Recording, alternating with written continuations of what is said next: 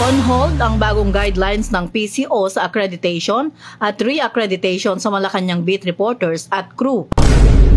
Ayan tuloy, ang kulit-kulit kasi ng isang reporter, lagi niya kasi binabara yung tagapagsalita ni Bobong Marcos. Po sa nabanggit ninyong 7 piso nga baba ng Duterte administration, pwede po ba ninyong i-clarify yon kung talagang 7 piso, gagawin 7 piso kada kilo yung bigas that time, or yung sinasabi po ng dating Pangulo na reduce o bawasan lang ng 7 piso yung presyo po ng bigas? Nasa news na po yan. Maaari po niyong i-refer po ang news patungkol po dyan. Si paulit-ulit talaga yung reporter, pinapainit talaga niya ang bangs ni Auntie Claire.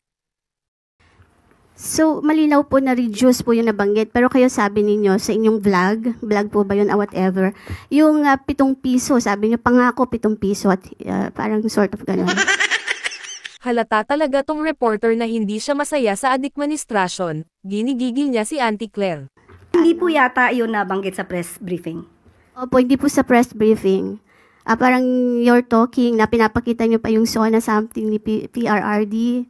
Para lang po magkaroon ng sa halip Hindi na... po yung pahayag ng Pangulo. Nandito po tayo sa ating press briefing para ihayag po ang direktiba, announcements ng palasyo. Kaya ba magkakahigpitan sa pag-accredit sa PCO? Kailangan ba puro papuri lang sa administrasyon ang ibabalita? Hindi po patungkol sa aking pag-vlog.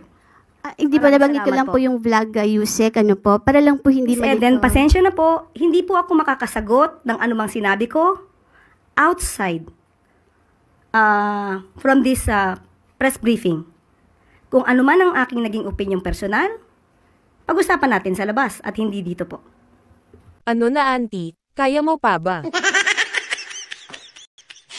Kasi po parang makaka-apekto rin po dun sa mga ng Pangulo na medyo iba yung nababanggit. Opo, Ms. Eden, kung ano po ang inyong pakay patungkol po dito, inuulit ko po, ang aking pag-vlog ay wala pong kinalaman ang palasyo, ang Pangulo at ang gobyerno.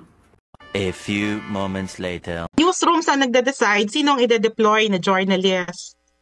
And hindi Malacanang ang dapat nagsasabi na dapat ganito or dapat even that qualification ng 5 years na governance beat. Paano kung inassign ko yung reporter ko na galing BSP? Will they reject it just because galing siyang BSP?